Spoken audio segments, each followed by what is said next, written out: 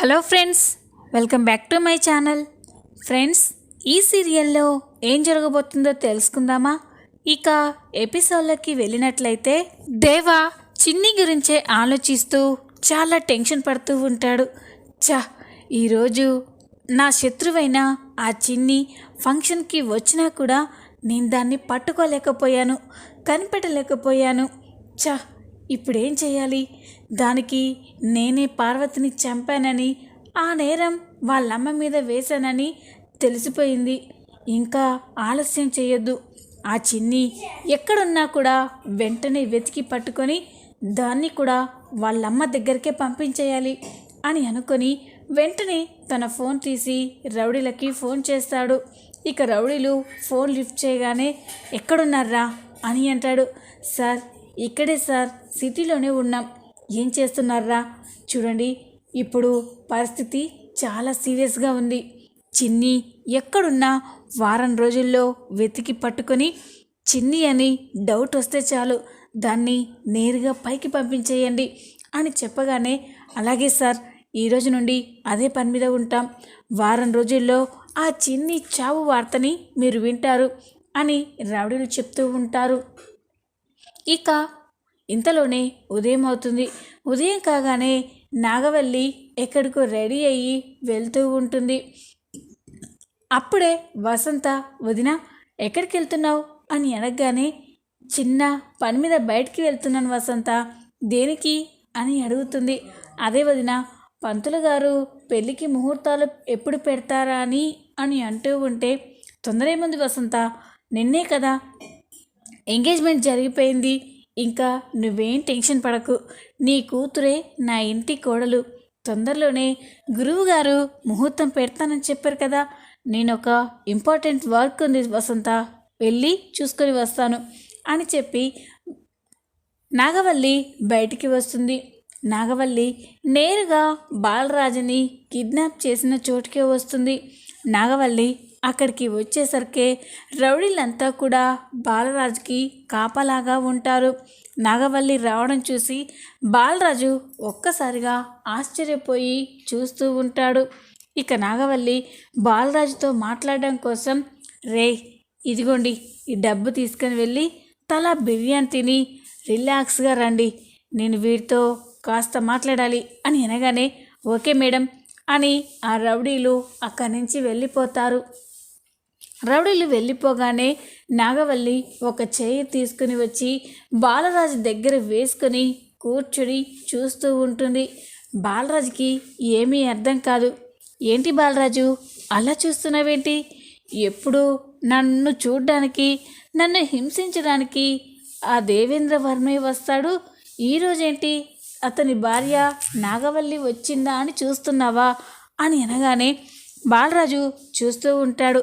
అవును బాలరాజు, ఈరోజు నేను ఇక్కడికి వచ్చానంటే ఒక ముఖ్యమైన విషయం నీతో మాట్లాడడానికి వచ్చాను అని చెప్పగానే బాలరాజుకి ఏమీ అర్థం కాదు.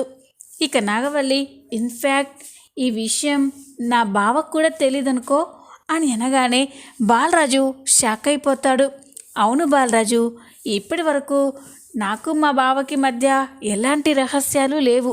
కానీ నీ కూతురు విషయంలో మా బావ దగ్గర ఒక నిజాన్ని దాచాల్సి వచ్చింది అని అంటూ ఉంటుంది. అదేంటో ఇంకా అర్థం కాలేదా బాలరాజు? నీ కూతురు చిన్ని గురించి అని చెప్పగానే బాలరాజు ఒక్కసారిగా షాక్ అయిపోతాడు. ఏంటి బాలరాజు, అలా షాక్ అయిపోయావేంటి? దేనికే ఇలా చెప్తే? నీ కూతురు ఎక్కడుందో, ఏం చేస్తుందో, ఎలా ఉందో అవన్నీ నాకు తెలుసని చెప్తే ఇంకేమైపోతావు అని నాగవల్లి అనగానే బాలరాజు ఒక్కసారిగా షాక్ అయిపోతాడు. అవును బాలరాజు, నీ కూతురు చిన్ని ఎక్కడుందో ఎవరో నాకు తెలిసిపోయింది అని అంటుంది. ఇక బాలరాజు, లేదు, నీ నమ్మను, నువ్వంతా అబద్ధం చెప్తున్నావు నాగవల్లి. నా కూతురు ఎక్కడుందో తెలుసుకోవడం కోసం నువ్వు ఇలా మాట్లాడుతున్నావని నేను ఆ మాత్రం కనిపెట్టలేను అనుకున్నావా అని అనగానే, అయ్యో బాలరాజు, నువ్వు ఎలా చెప్తే నమ్ముతావు?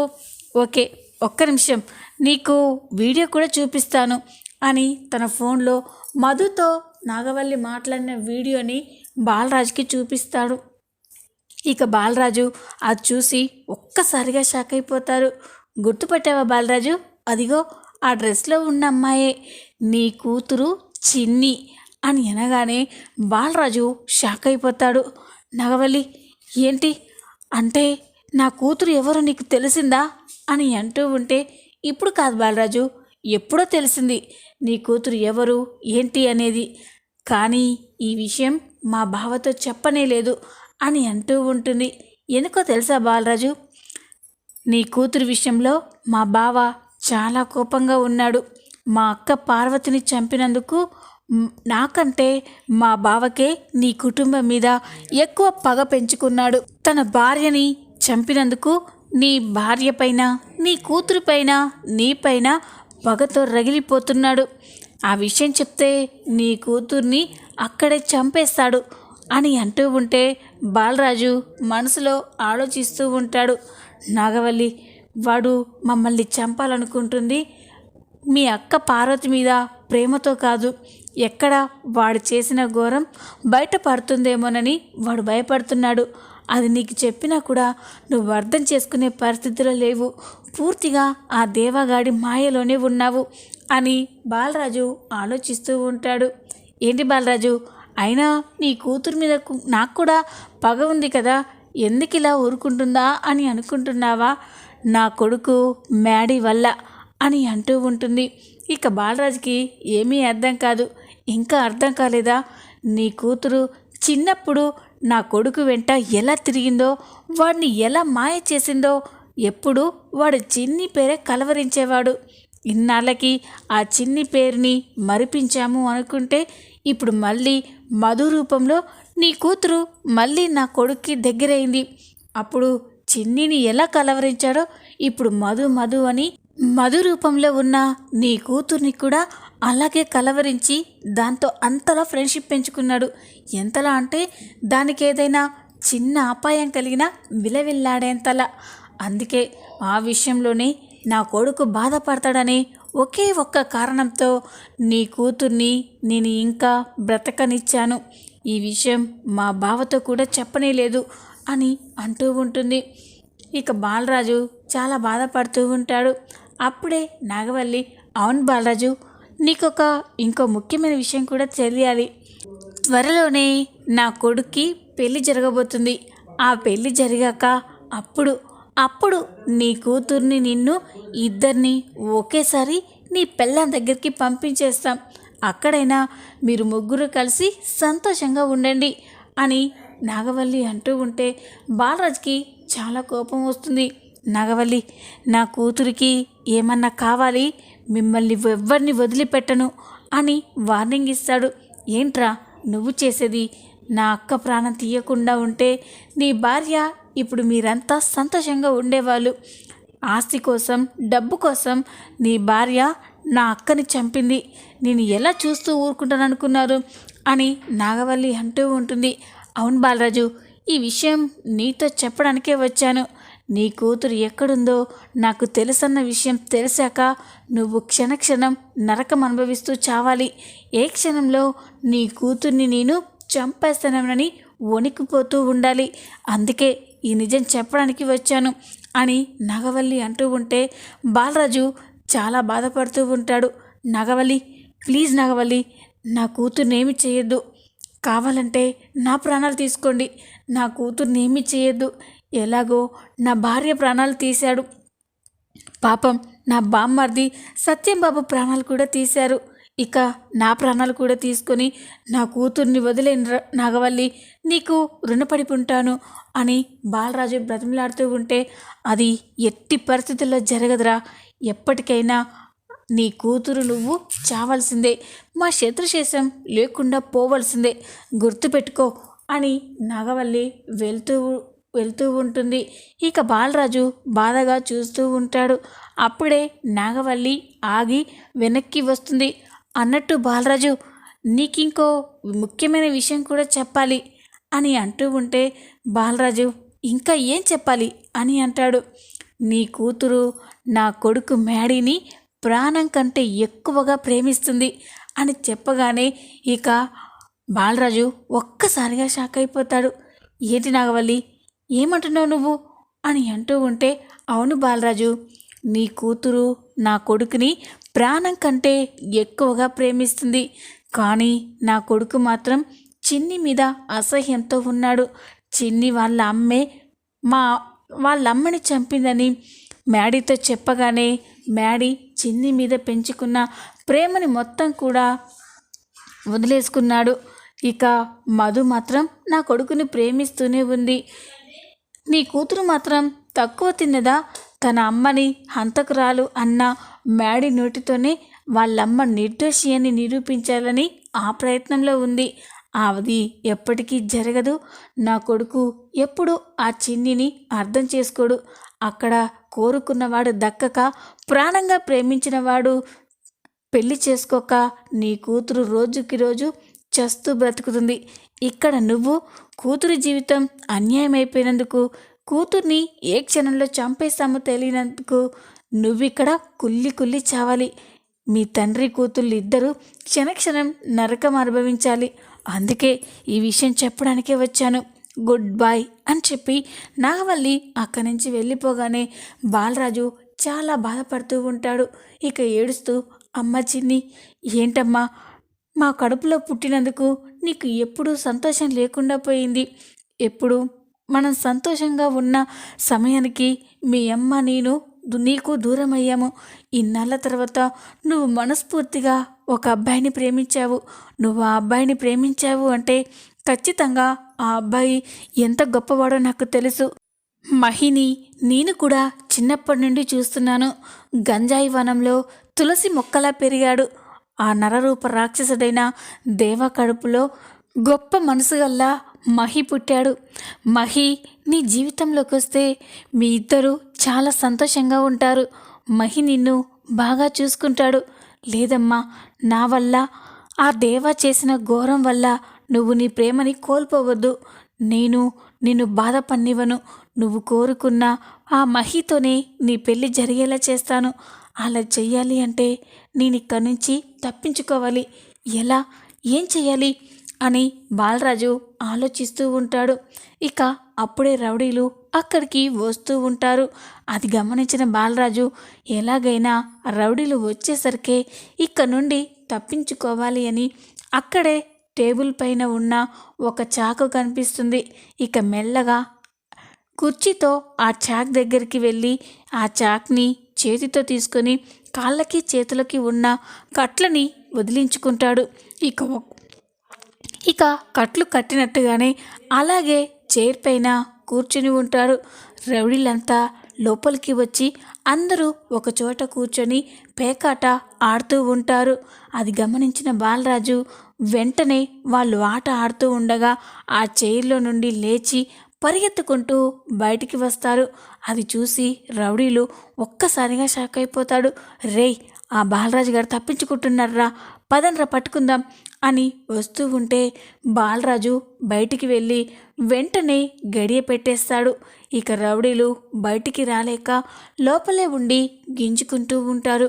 ఇక బాలరాజు, రేయ్, ఇక నన్ను మీ దేవ కాదు కదా, ఆ దేవుడు కూడా పట్టుకోలేడు అని చెప్పి బాలరాజు అక్కడి నుంచి పారిపోతాడు. నేరుగా బాలరాజు హాఫ్ టికెట్ దగ్గరికే వెళ్తాడు. బాలరాజుని చూసి హాఫ్ టికెట్ చాలా సంతోషపడతాడు. రాజన్న, రాజన్న, ఏంటన్నా, నేను చూస్తుంది నిజమేనా? నువ్వు నువ్వు ఆ దేవ దగ్గర నుండి ఎలా వచ్చావన్నా అని అనగానే, రే హాఫ్ టికెట్, నేను తప్పించుకొని వచ్చానురా అని అంటూ ఉంటే హాఫ్ టికెట్ చాలా సంతోషపడుతూ ఉంటారు. అన్న, నాకు చాలా సంతోషంగా ఉందన్న, ఈ విషయం చిన్నికి తెలిస్తే ఇంకా సంతోషపడుతుంది అని అంటూ ఉంటే, రే హాఫ్ టికెట్, ముందు మనం చిన్నిని కలవడానికి కాదు, ఇంకో ముఖ్యమైన వ్యక్తిని కలవడానికి వెళ్ళాలి అని అనగానే, ముఖ్యమైన వ్యక్తి ఎవరన్నా అతను అని అంటూ ఉంటే, అదేరా, ఆ రోజు ఆ దేవగాడు పార్వతిని చంపుతూ ఉంటే వీడియో తీశాడు కదా, ఆ వీడియో 2 కాపీలు ఉంటే ఆ రోజు ఒక కాపీ నాకు ఇచ్చాడు, ఇంకొక కాపీ ఆ భూపతి దగ్గరే ఉండిపోయింది. ఇప్పుడు మనం పరిగెత్తుకుంటూ వెళ్ళి ఆ భూపతి దగ్గర ఉన్న ఆ ఇంకో కాపీని కూడా తీసుకురావాలి అని అనగానే, ఎందుకన్నా, ఇప్పుడు దాంతో ఏం అవసరం వచ్చింది, తర్వాత వెళ్దామన్నా, ఎన్ని రోజులు నువ్వు ఆ దేవ దగ్గర బందీగా ఉన్నావు, 2 రోజులు ఆగన్నా అని అనగానే, లేదురా, మనం ఆలస్యం చేస్తే మన చిన్ని జీవితం అన్యాయం అయిపోతుంది అని అంటూ ఉంటే హాఫ్ టికెట్ షాక్ అయిపోతాడు. ఏంటన్నా, ఏమంటున్నావు నువ్వు? అవునరా, చిన్ని ఆ దేవా కొడుకుని ప్రాణంగా ప్రేమిస్తుంది. కానీ ఆ దేవా వాడి మేనకోడలికిచ్చి పెళ్లి చేయాలని చూస్తున్నారు. మహి చిన్నిని ప్రాణంగా ప్రేమించాడు. కానీ మహి వాళ్ళ అమ్మ పార్వతిని కావేరి చంపిందని ఆ నాగవల్లి దేవ మహిని నమ్మించారు. దాంతో మహికి చిన్ని మీద ద్వేషం, అసహ్యం మొదలయ్యాయి.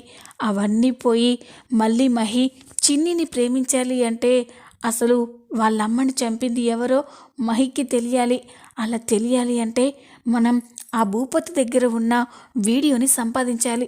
పదరా వెళ్దాం అని అనగానే, అలాగే అన్నా, పదన్నా అని హాఫ్ టికెట్ బాలరాజు ఇద్దరూ కూడా భూపతి దగ్గరికి వెళ్తారు.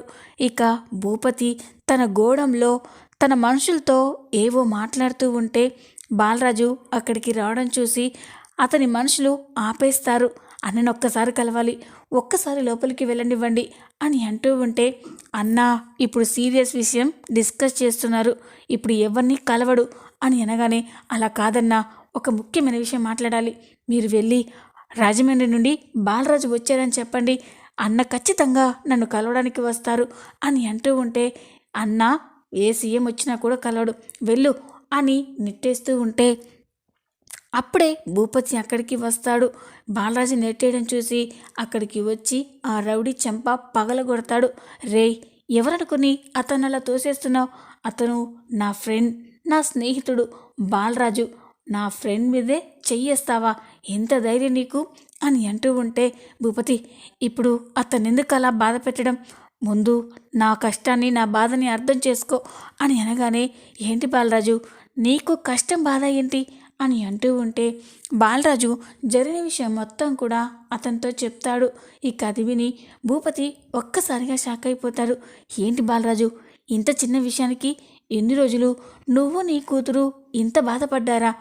నాతో వెంటనే చెప్పుంటే నేను ఆ కాపీని ఇచ్చి పంపించేవాడిని కదా అని అంటూ ఉంటే, ఇప్పటికైనా ఆలస్యం లేదు భూపతి, నాకు ఆ వీడియో కాపీ కావాలి అని అనగానే, ఒక్క నిమిషం బాలరాజు, ఎప్పటికైనా దాంతో అవసరం వస్తుందని దాన్ని భద్రంగా దాచిపెట్టాను, ఇప్పుడే తీసుకొస్తానుండు అని లోపలికి వెళ్ళి ఇంకో వీడియో కాపీని తీసుకొచ్చి బాలరాజుకి ఇస్తాడు. అది చూసి బాలరాజు హాఫ్ టికెట్ చాలా సంతోషపడతాడు. ఇదిగో బాలరాజు, ఇదే ఇంకో కాపీ, దీన్ని మాత్రం ఎట్టి పరిస్థితుల్లో మిస్ చేసుకోకు, ఎందుకంటే నా దగ్గర ఇలాంటివి లేవు అని అనగానే, అలాగే భూపతి, ఇంకోసారి నేను ఈ కాపీని పోగొట్టుకోను, థ్యాంక్ యూ సో మచ్ అని చెప్పి ఇక బాలరాజు హాఫ్ టికెట్ అక్కడి నుంచి సంతోషంగా బయలుదేరుతారు.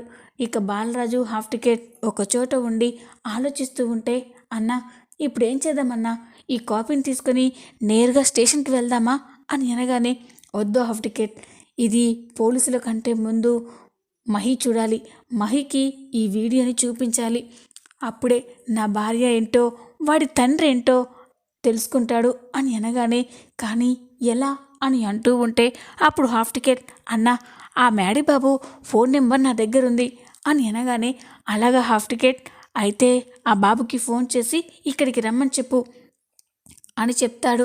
ఇక హాఫ్ టికెట్ సరే అని మహికి కాల్ చేస్తాడు.